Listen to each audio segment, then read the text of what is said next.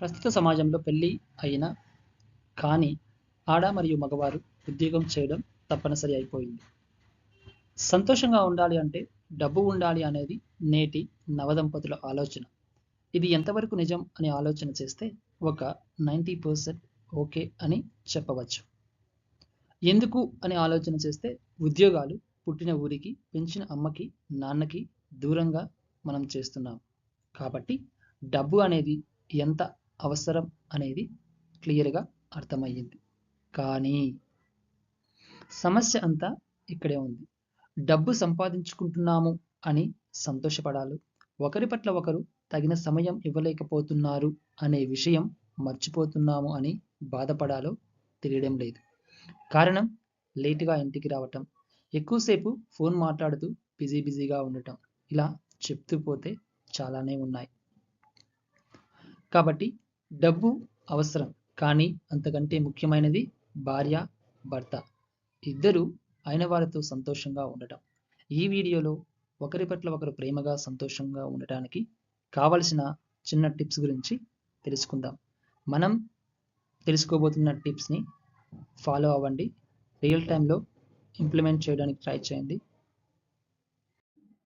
మొదటిది, ఆలస్యంగా వస్తే ప్రశ్నించడం. ఆలస్యంగా రావడానికి చాలానే కారణాలు ఉండొచ్చు. అందులో కొన్ని ఆఫీస్ నుంచి ఇంటికి వచ్చే సమయంలో ట్రాఫిక్ జామ్ అయి ఉండవచ్చు, లేదా ఇంకా ఏదైనా సమస్య, అత్యవసర పరిస్థితిలో హాస్పిటల్కి వెళ్ళి ఉండవచ్చు. మీరు అలాంటి ప్రశ్నలు అడగడం వల్ల మరింత చికాకు అనిపిస్తుంది. కాబట్టి రాగానే ఆ ప్రశ్న అడగడం సరికాదు. ఆలస్యంగా రావడానికి కారణమేంటో వాళ్ళే మెల్లగా చెప్తారు. కాస్త మీరు ఓపికగా ఉండాలి. రెండవది, ఫోన్ ఎక్కువగా వాడటం. అవసరం ఉన్నంత వరకు మాత్రమే ఫోన్ మాట్లాడాలి, కానీ అదొక వ్యసనం కాకూడదు. ఇంటి పనులన్నీ పక్కన పడేసి రోజంతా ఫోన్లు మాట్లాడటం సరికాదు. ఇక మీ భార్య వచ్చాక కూడా అలాగే ఫోన్ మాట్లాడుతూ ఉండడం మరొక పెద్ద తప్పు. పని నుంచి రాగానే టీ తాగుతూ ఇద్దరు హాయిగా మాట్లాడుకోవాలని మీ భర్త లేదా భార్య కోరుకుంటారు.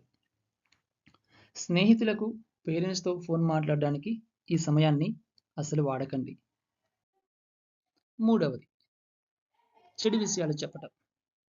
ఇంటికొచ్చిన వెంటనే చెడు విషయాలు లేదా ఫిర్యాదులు వినడానికి ఏ భర్త లేదా భార్య అంతగా ఇష్టపడరు. కుటుంబానికి సంబంధించినవైనా, బయట విషయాలైనా ఈ సమయంలో మాట్లాడకండి. ఒకవేళ మీ ముందు అర్థం చేసుకుంటున్నట్లున్నా కూడా వాళ్లకు మీరిలా మాట్లాడడం ఆనందం మాత్రం ఇవ్వదు. కాబట్టి ఈ తప్పు చేయకండి. ఈ విషయాలు చర్చించడానికి కాస్త ఓపిక పట్టి సరైన సమయం చూసి చర్చించండి. రాగానే ఫిర్యాదులన్నీ గడగడా చెప్పేయకండి. నాలుగవది, ఇంటి పనులు చెప్పటం. ఆఫీస్ నుంచి ప్రయాణించి ఇంటికి వచ్చిన భర్తకు రాగానే సామాన్ల లిస్టు చేతిలో పెట్టద్దు. కనీసం ఇంట్లోకి రాకముందే బయటికి వెళ్ళమనకండి. దీంతో చికాకుగా అనిపిస్తుంది.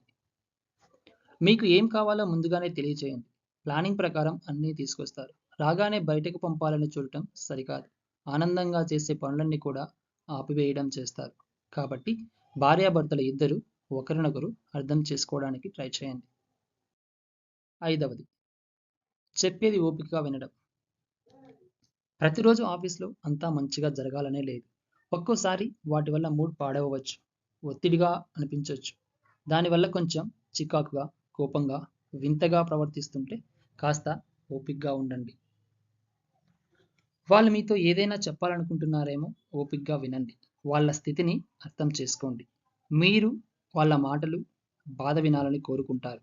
అంతే తప్ప పూర్తిగా వినకుండా మీకు తోచింది మాట్లాడకండి. ఉపన్యాసాలు ఇవ్వకండి. దీన్ని అర్థం చేసుకోవడం ద్వారా మీరు మీ వారికి సహాయం చేస్తారు.